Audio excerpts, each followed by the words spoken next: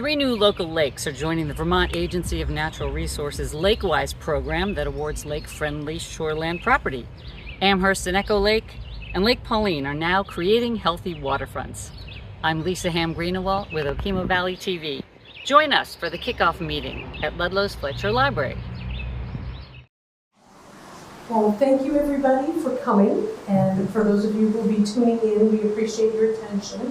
I'm Kelly Stettner of the Black River Action Team, and I am here at the Fletcher Memorial Library in Ludlow to present the wonderful team, Tiffany Chin, Eric Roy, and Kate Porterfield from Long Creek Resources, and they're going to be talking about the Lakewise assessment project that they're going to be doing this summer on Amherst Lake, Echo Lake, and Lake Pauline. So for anybody who's got shoreline interests on those three bodies of water, please pay attention and give these fine folks your attention and give us a holler with questions. Thank you so much. Really appreciate you being here. Thank you, Kelly. Thank you, Michelle, and to the library for hosting us here. I'm Tiffany Chin. So we're just going to go ahead and get kicked off with the outline of our presentation. So first we'll talk about just what is the Lakewise program. We'll move into the lake water quality information and shoreline development, some background, current status of lake water quality in these three water bodies, assessment categories and criteria for the Lakewise assessment itself, and then we'll transition to bioengineering solutions to improve shoreline properties, and Eric's going to cover that for us. So just high level, what is the Lakewise program? This is a free, voluntary, and non-regulatory technical assistance program that's run through the DEC and administered by technical service providers. We are looking at stormwater management, erosion assessment, shorelines, just everything about your property that's going to be abutting the lake shoreline. And we can also connect landowners with funding resources to get those suggested improvements completed and through to the finish line. Eligible participants include state parks, town beaches, private homes, businesses, anyone that's right on the shoreline on any of these lakes. And this image here is a Lakewise award, so if you win the award, you get a placard and you get to place it on your shoreline. So there are many factors that impact lake water quality. This is just a brief list. There are many more, but surface runoff and stormwater management are probably some things that you've heard of. Watershed land use, so how much forest, agriculture, mowed land, developed or undeveloped land is in the watershed. Legacy land use and discharging to the water body, so anything that's happened in the past that can still affect present day lake water quality. Shoreline management, including buffer plantings, aquatic vegetation, artificial structures, and then any other elements within the watershed like septic systems that could be potentially discharging into the lake. So specifically looking at erosion control, erosion can be caused by several factors: wind, waves, ice, and upland stormwater runoff. The one that we can have the most impact on is upland stormwater runoff. And humans can impact all of these through things like vegetation removal, increasing impervious surfaces, building retaining walls. So this photo here is showing a sediment plume after a big flush of water, after a big flood. So a lot of stuff is entering the lake, and you see there's a lot of mowed grass and lawn right up to the shoreline. So if we can get that vegetated and back to a natural state, we can try to reduce some of that erosion. So shoreline development along lakes in Vermont, conventional development is what you see right here in the middle. There's a lot of homes, there's a lot of driveways, there's big mowed lawns, and some of those go right to the shoreline. And you can see in this picture that there's some sediment plumes, erosion into the lake, and probably some lake health issues. And then this over on your right is a restored lakeshore. So it's going to look more similar to the pre-development, but now there's also some homes there, but the homes are surrounded by vegetated areas, some trees. There's vegetation all the way down to the shoreline. Our access to the shoreline is limited to particular areas that are developed for that purpose instead of clearing the entire shoreline. So we want to either stay in a pre-development or restored state or move to that lakeshore restoration image if we can. So shoreline development in Vermont, Vermont's lake shorelines have the greatest residential development density in the state. It's more than double that of urban areas, and Vermont did not have setback regulations until 2014 with the passage of the Vermont Shoreline Protection Act. So until that time, you could build right up along the shoreline, and there weren't a lot of regulations about what could be done in that area. So now any new construction is going to have this setback that's shown here. So protected shoreline area is 250 feet from mean water level of your water body. And ideally development is happening in that 100 to 250 feet zone that's a bit further up, so you have a buffer between your construction and the lakefront. Obviously there are a lot of structures that were built prior to 2015, so we have a lot going on in that woodland zone that we can improve to make sure that our lakes are clean or getting cleaner if they have had some impacts in the past. So the 3 lakes that we are going to be working with are Amherst Lake, Echo Lake, and Lake Pauline. And all 3 of these lakes are in pretty good condition. This is from the Vermont Lake Scorecard. So the state does monitoring at all of the lakes around the state at different frequencies. The smaller lakes are surveyed less frequently, so they're going to have less data. So that's what you see with the white boxes there. It's just insufficient data to determine the trend for those. But blue is good and yellow is fair. None of these lakes have any poor conditions, which would be red. So by maintaining good shoreline management, we can keep these in the blue, good, meet standards. And also important to note is that these 3 lakes, there have not been any invasive species documented here. Once they're introduced, it's a lot harder to get them out. So keeping them out to begin with is a welcome goal. And by invasive species, in this regard, you're talking about aquatic? Yes, aquatic invasive species. There's no flow, not Not in these 3.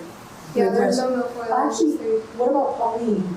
It's not on the state list, but if it has been introduced since they did the last survey, that would change our white to a red.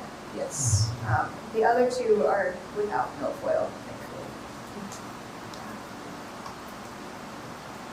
All right, and what can you do to support lake water quality? Feeds right into our milfoil conversation. Clean, drain, dry your boats, and check for aquatic plant hitchhikers. So if you are in one of those other lakes that does have milfoil, make sure you check that it's not still on your boat before you move it. Other things we can do are shoreline best management practices. These fall into several categories that we'll talk about throughout the presentation. But living shoreland is like vegetated areas right along the waterfront. Low impact lake access, keeping the areas where we access the lake, docks, beaches, small and vegetated. And upland stormwater management keeps the fast moving water that runs off any pollutants or sediment into the lake, keeps that, diverts it so that we manage better and it's not running directly into the water. So how does a Lakewise assessment work? Technical assistance providers will visit your property, and the property is evaluated in 4 categories. These are driveways, structures and septic, recreation areas, and shoreline. There are scoring criteria for all 4, and if the property passes the scoring criteria in all 4 categories, you receive a Lakewise award. If you pass in 2 or 3, you get a recognition certificate of doing a good job, but you still have some improvements to make. And then after the assessment, the landowner receives a report with detailed recommendations for improvements, anything we talked about during our visit, and if there are particular areas of concern that landowners have, they can bring those to us and we can make specific recommendations that meet their needs for projects or any improvements they'd like to make on their If 15% of shoreline properties on a particular water body receive a Lakewise award, this lake is given the Lakewise Gold designation. I believe there are only 3 lakes in Vermont so far that have a Lakewise Gold certification. So, something to aim for. Alright, moving into the 4 categories of assessment: driveways, structures and septic, recreation areas, and shoreline. What we're looking for with the driveways are that they're well-defined, minimal, and stable, meaning we're not seeing erosion off the sides, the driveway doesn't merge into the lawn and it all becomes kind of one, and that any stormwater runoff is either in sheet flow rather than an erosion channel, or if there is a channel, it runs through a best management practice to slow down and treat that water. So this image here is from the main DEP documentation that's showing flow going into a nice vegetated buffer, and then you have a lot of space between your road and the lake that's not steeply sloping, so there's room for that water to go before it goes directly into the lake. Each of the categories has between 5 and 10 scoring criteria. So an example of scoring criteria for driveways, the question is what percent of the driveway and parking surfaces are eroding and unstable, and then we'll either measure or estimate a percentage, and then your score is based on the percent of your total driveway parking area that is either eroding or unstable or not. So if you have less than 1 or no erosion, you get a score of 3, which is the highest. The next section is structures and septic. So we're looking for impervious surfaces to be less than 20% of the total property area, and for septic systems to be well maintained. If impervious surfaces are low, then the amount of runoff that's going into the lake is declining. So you see in this box with all of the trees, this is natural ground cover, no or 10% impervious surface. The runoff is only 10%, and the rest of the water is going somewhere else. It's infiltration, and it's evapotranspiration, and it's not carrying anything with it into the lake. And then on the right side, 10 to 20% impervious surface. Your runoff is a little increased, but it's still pretty low. There's room for that water to go. And then as you get to higher impervious surface cover, 35 to 50%, you see more runoff and less infiltration. And then this diagram on the right is an example of stormwater management directly from a home. So a downspout would bring that water to the dry well where it can infiltrate into the surrounding soil. An example scoring criteria for structures and septic systems: what percentage of the total property area is made up of impervious surfaces. This includes all structures, driveways, parking areas, and we're looking for that to be less than 20% of your total area. Recreation areas, I think that this one tends to be the hardest for people to do because this isn't historically how people have managed their properties. Recreation areas are managed areas around your home that excludes the shorefront buffer, and we're looking for them to be defined and limited and to maintain their natural topography.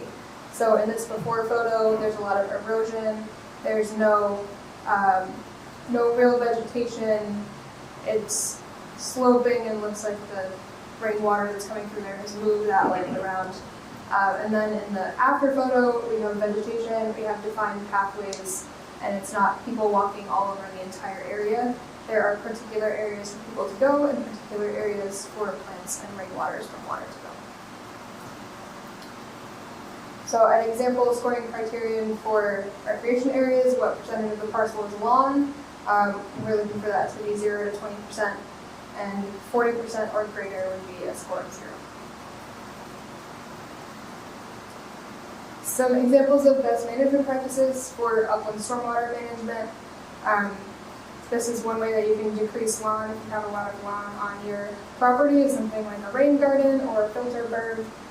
where you designate an area that used to be lawn, either allow it to grow back with its native vegetation if you have a good native vegetation community already, or you can plant it and just make sure that that area remains herbaceous plants that are taller and diverse and not mowed grass that might lead to erosion. Then the final category is shoreline. We're looking for shoreline that's vegetated and stable and preventing direct runoff to the lake. The photo on your left is after a restoration project. So this is a shoreline that's had some stabilization put in and plants planted in there. So this is not yet a functioning community independently, but after this restoration project, all of those plants will become established and stabilize the bank, so we're not seeing erosion off of the road that's directly adjacent to it. That this was probably falling into the lake before. Hopefully some shrubs and trees will grow up in there and it'll just remain stable and not losing any soil or area into the lake.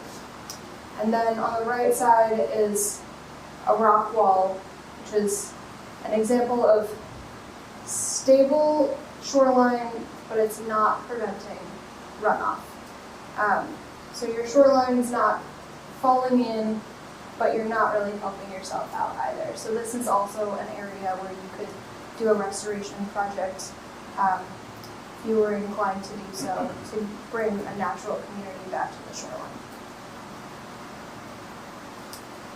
And one example of scoring criteria for the shoreline was the overall average width of shoreline vegetation, and the highest scoring category depends on when your property was built, or when your structures were built. So if the structures were built prior to 2015, there were no buffer rules or setbacks required, so the average width of shoreline vegetation target goal is greater than 50 feet. That's a pretty big buffer.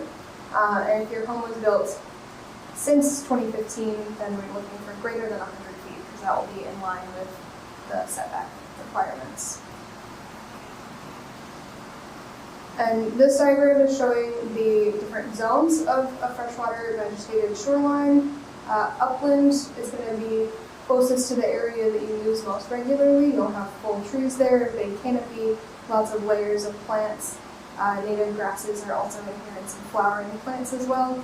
And then as you move towards the lake, you'll enter the riparian zone, which is dry but smaller plants.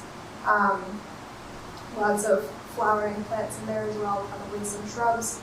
And then once you move into the emergent zone, you're getting into areas that are wet more often. The roots are underwater, but the plants are out of the water.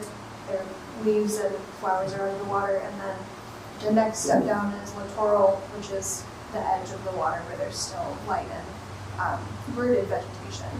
So having all of these zones established between your structures and the lakeshore is great. This is what the natural community looks like, so either maintaining this if you have it or encouraging it to grow.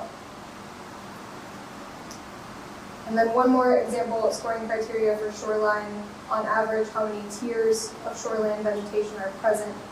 Tiers being canopy, the full tall trees, understory, which is your small growing trees, shrubs, they're just a little bit shorter than that. Ground cover is small plants, and then duff layer is decaying and breaking down the vegetation, leaves,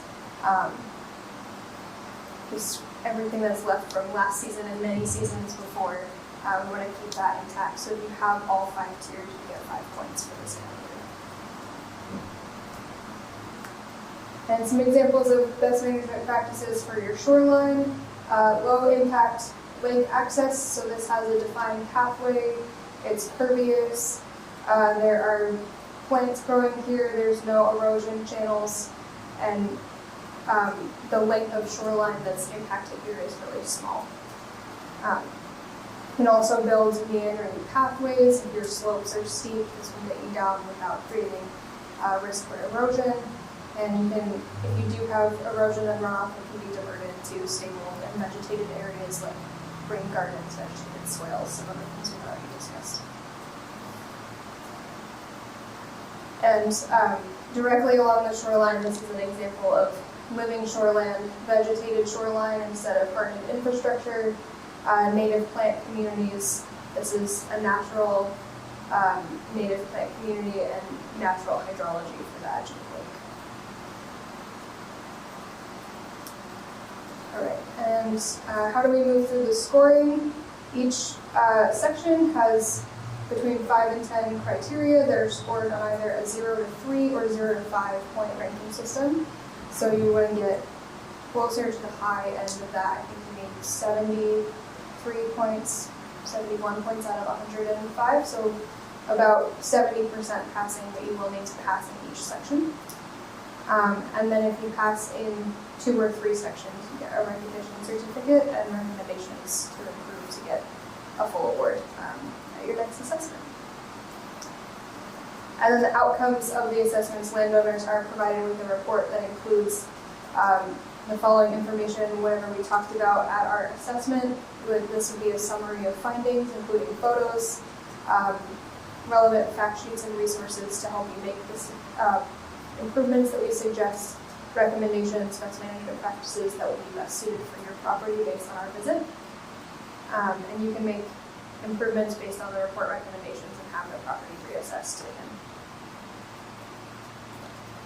All right. I'm going to switch gears to our engineering session. Thank you. Thanks, Tiffany. Hi, everyone. My name is Eric Roy. I'm an engineer and ecologist for Golden Creek Resources. So, as Tiffany mentioned, part of the reporting that's provided at the end of these assessments is some recommendations for what we might be able to do at a property where some improvement is needed.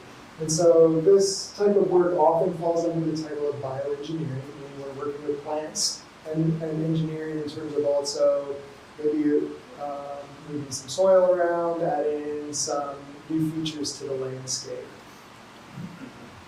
And so, fortunately in Vermont, we do have a Vermont Bioengineering Manual. This is available online, so anybody can access this, and this gives you a rundown of the different types of options that are available for bioengineering, as well as some best practices for design. So this is that's a useful piece of information for the homeowner to just see what might be possible, as well as for designers like us who actually have to go through a process of designing these types of engineering solutions. So some of the ones that are going to be relevant to projects potentially on these 3 lakes that we're working on in this project are listed here on the screen.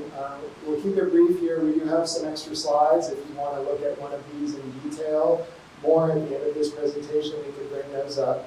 I think the key one that's going to be relevant to most properties is vegetated buffers. And so this is, as Tiffany mentioned, when we go through that criteria on the shoreline, we're looking for a relatively large buffer to protect that lake shoreline.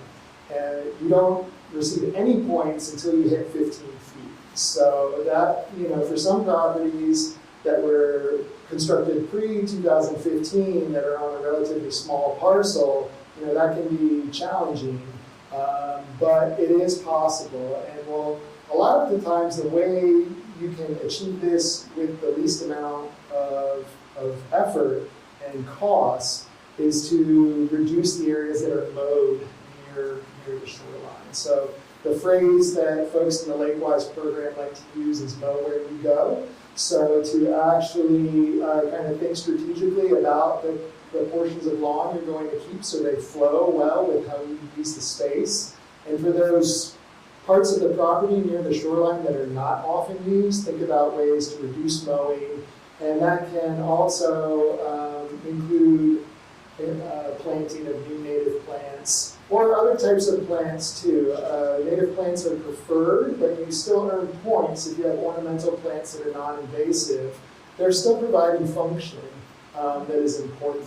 So these other strategies below vegetated buffers that are listed here, fiber core rolls, live crib walls, slow root grading, encapsulated soil lifts, live staking, and stone toes. All of these are really focused on 2 things.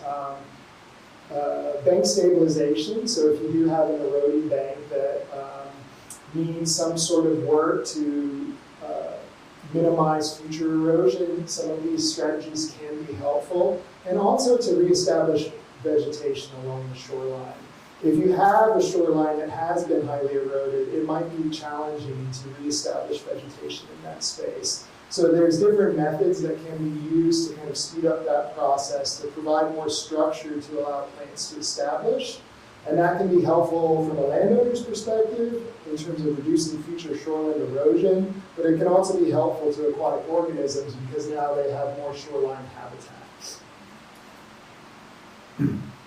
And then Tiffany mentioned this a little bit. I'm going to go through a few more of these different types of stormwater best management practices. One thing to keep in mind on your property is that if you see evidence of erosion somewhere, I feel like there tends to be a temptation to focus on that spot where you're seeing that erosion occur. But oftentimes the solution is upstream of that, is trying to slow the water down before it gets to that spot. So when we look at your property, we're going to be looking for do BMPs exist that are helping kind of reduce the rate of flow of stormwater across your property. And if they don't, we might recommend certain areas where this is a really nice spot where you could install a BMP that would help slow down water, thereby reducing erosion. And one point I don't think we've made yet, erosion is important not only because we don't want sediment getting into the lake, but phosphorus tends to be attached to sediment. And so that's one of the key ways phosphorus gets into lakes as well. And phosphorus is often what we worry about in terms of potentially causing harmful algal blooms or nuisance plant growth within lakes. So there's a variety of techniques we can use to help slow water down, help increase the chances that it infiltrates versus surface runoff. And instead of going through these on this slide, I'm just going to show you some examples of each. So if you do have culverts on your property, you can establish plunge pools that help slow the water down at the outlet of the culvert so it doesn't continue racing through like a small stream. And then, like I said, establishing a no-mow zone. And I think this is something that's going to come up a lot in the Lakewise assessments. People have kind of different philosophies, personal philosophies on managing their property and mowing. I know I personally have small children that like to have a certain amount of grass so they can play in, and there's going to be issues like that. But the key thing again is strategically thinking about where you can decrease mowing, let some vegetation grow up over time. Hopefully you're in a situation where you don't have a lot of pressure of invasive species on your property. This can be a little problematic if you do, and you might have to be more proactive at planting in situations like that. But in the best cases, you're able to just simply be a little lazier with your mowing, and that can actually earn you points within the Lakewise program. Because when you get this level of height on your vegetation, it's functioning better to help slow water down and prevent it from getting to the shorefront. So when you think about that buffer zone between the lake and your property that we're trying to establish, 15 feet or more is what we're looking for again. Don't think you necessarily have to establish a forest across that entire buffer. Part of that could just be simply not mowing that buffer. Drip line trenches are a way to help increase infiltration of roof runoff or runoff from other structures, and that helps dissipate the erosive force. So just having that little bit of a trench there can help slow the water down so it moves away from the structure more slowly. It doesn't form a more rapidly moving water. And then infiltration steps. So depending on how your property is set up, you might have to have stairs somewhere, and if you can use a design like this, that's actually allowing infiltration of water through each step. So again, decreasing the chances that you get water moving rapidly down those stairs. Rain barrels can be effective, but you do have to use the water that's collected in the rain barrels. So if you're an avid gardener and like to irrigate your plants, this could be a solution. If you don't necessarily want to have to deal with that, and you do have gutters, a rain garden, the one shown below, is something where you could have the water that comes off your roof directed to some sort of BMP like a rain garden or a vegetated swale. And so some people might establish swales on their property that are mowed grass to convey water. You're not necessarily going to earn points for that within the Lakewise program. We want to see those areas vegetated. It is nice to kind of have a way to manage the water on your landscape, but if you're going to do that, you need to have vegetation there to help slow it down and reduce it moving quickly to the lake. Driveways can be challenging depending on the setup. If you're in a certain situation, a turnout, so a place where you can have the water directed off of the driveway into a vegetated buffer area is one good solution. Dry wells, these are holes dug and filled with stone. These can be ways to kind of create some space for water to pool on the landscape and then increasing the chances, again, that it infiltrates versus running off as surface flow.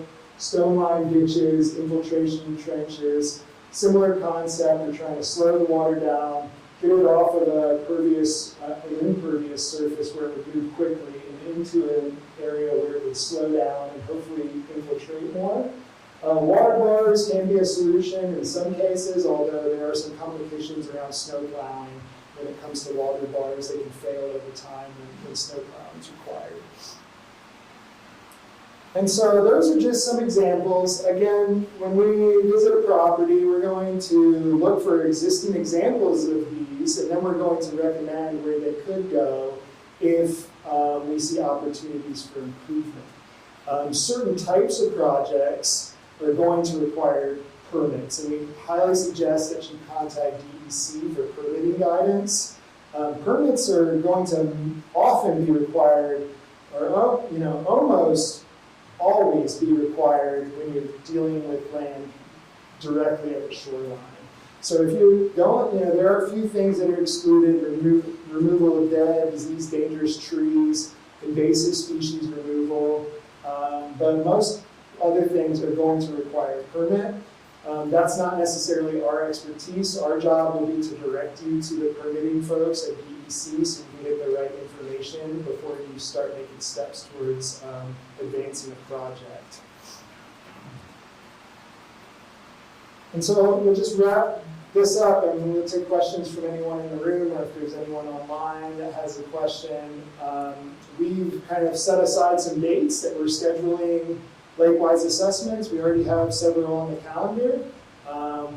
Part of this project that we are running, our goal is to reach 25 Lakewise assessments over this season and next season. So these are the dates we have available so far this season. So reach out to Tiffany at longcreekresources.com to schedule an assessment. We also have a website up, which is longcreekresources.com/Lakewise, and there you will find information on scheduling assessments as well.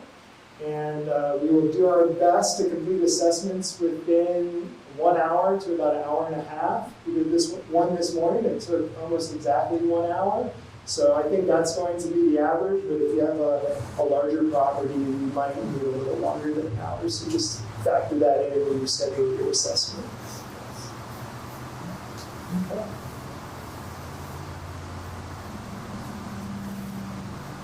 Any questions? I don't see any online. Okay. I had a comment though. I was just thinking about the vegetation that you guys were talking about close to the, I guess it was the littoral area and the riparian area. And I know one thing that has come to my mind is that, I see a lot of Canada geese around. And they don't like that vegetation. So if you don't like goose poop on your lake shore, having the vegetation's a good.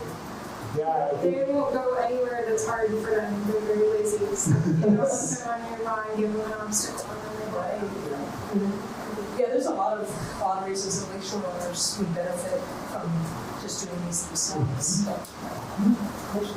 So there are still some properties on our lake shores that were destroyed in last year's flood.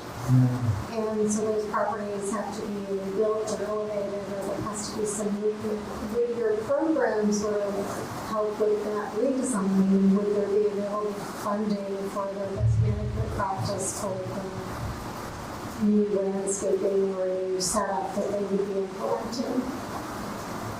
I think there's some connections between what we're doing and some of these projects. And I mean, there might be examples where the floods have helped people think about how water moves on their property, and that will be related to some of these strategies. We're not necessarily going to partner with FEMA and make recommendations on exactly how structures should be changed in order to accommodate or prevent flooding. But in general, a lot of these strategies will help just manage water on the landscape of your properties, so that there's a connection there. And if structures are moved, or if this maybe creates opportunities to do some restoration on the property, that would be relevant to this program. Yeah, and I think if anyone is considering changes to their lake shore, like directly on the shoreline, or they experience erosion, major erosion issues, tree down, something like that, we would provide some assistance to help them rebuild in a more stable way. Yeah. And I think I'm looking for things like, I think there's a way to do decking that makes it pervious instead of impervious, and then how they would structure from wherever the new home would be being placed down to the waterfront and put in vegetation and those kinds of things. So would that be an appointment you guys would be willing to take to help them understand what would be some good things for them to do? Yeah, and I think, we will give some of that guidance, free of, the Lakewise program is free of charge as part of our overall assessment. So the report, how many pages do you think there's report for? It's 4 pages. It's fairly detailed. We're looking for any opportunity for improvement on the property. So that should be a useful resource as people think about any redesign. Right, and then would there be grants available under those conditions, or would that not? That would move outside of this program, but we could potentially help people find those resources. I'm happy to help with being a resource for that as well. Yeah, and I think also if, a lot of these practices are most effective if everyone in your lakeshore is doing them. So if there are groups of people, like a set of neighbors 3 or 4, who all have the same problem and are all looking to repair an eroded bank, if all of them repair their eroded bank in the same way, it'll be much more effective. Thank you. Any other questions? This is great. Our problem, I'm representing a small group, is not so much erosion from the lake, it's stormwater that crosses our property and then creates erosion. Yeah. Some of which that originates off your property, is that what you're suggesting? Yeah. And that can be challenging with our assessment because we're kind of confined to your property boundaries. So we'll give you suggestions for what you can do within those boundaries. But as I mentioned, going to where the water first falls on the ground is often where you want to start when you're thinking about ultimate solutions. So about a mile uphill. Yeah. But, and I'll contact you. There's probably 6 to 8 of us right along the shore. There's about 4 that are just right behind us. You could probably do them all at once. Everybody would want to do it. We do a lot of stuff together. So, it might not be something that needs to be done on my property. I could certainly help my neighbor when we do something there. So, I know they're interested. I mean, yeah. Since they get rid of, since we don't, and actually Echo is small enough, we don't get many wakeboarding boats. Since they don't come anymore, there's almost no lakeside. That's great. That's good you don't have to deal with that issue. But we would love to kind of try to package these assessments as best as possible. We actually have to travel a few hours to come down here. So if we can do 3 or 4 in a day, that's very advantageous to us. I'll distribute the dates and we'll see what we can come up with. Okay. Great. I mean, my lot's 200 feet deep. Yeah. So I can't really get more than 250 feet away from the lake. Yeah. It's almost all lawn. Yeah. But heavy rain, we don't really see much flow across the yard until it comes down. Yeah, I don't, with these lakes here, we might not have as many higher slope properties where you see that kind of major erosion. Yeah, they were all Yeah. right there. Some lakes, that's a major problem. But rather go into stuff here, just whoever comes down, maybe take a look at it, have some ideas for us. Yeah. Yeah, certainly if you're all interested in undertaking a project collectively or a patchwork of projects that would benefit all of you, that would be a great idea. Yeah, we'll do it all together, I'm sure. Any questions? I think we're good. I don't see any more online. Sounds like the storms are out. Yeah. As if on cue, the storm has begun. So, thank you guys very, very much for coming. Thank you for tuning in. Thank you to the Fletcher Memorial Library and to Okemo Valley TV for filming. I appreciate you. Take care. Who actually is paying for this, unless for you guys all That's a volunteer? great question. Yeah. Vermont Greasy. Oh, okay. We're good people, remember? Yeah, so the funding for the free assessments comes from the DEC. And I they're should stop the recording, right? because they probably don't have the people to do this, and hire you, Recording stopped. and erosion and stuff. Yeah. So they're trying to do this around the state, at various lakes. I think they strategically started with some of the impaired lakes. I know the rescue's being done by a different group. Yeah. Oh, I was gonna ask about why it's a rescue. Yeah, just hopped over it. And I think they do have enough foil. Yeah, they do. But so far, we haven't found any. And which lake are you I'm on Echo. in? You're in Echo. Even we thought with the boat launch, they put that in years ago, it might bring something. It could be that our flow is, we kind of think it's deep and it flows pretty good most of the time. So if it does come in, it's probably leaving when it's in rescue. Thanks. I don't have a boat, so. And Lisa is one of the three neighbors on Round Pond in a little cove that are all doing a Lakewise. Because I started doing that before I became district manager for Ottaquechee, and before you guys were doing all these Lakewise, and before Fitzgerald was doing their Lakewise. So their three properties are all connected and are all doing That's great. the assessments and just My property is Lakewise. yes. Congratulations. Doing some infiltration steps, I hear, yes. Thank you so much. Thank you.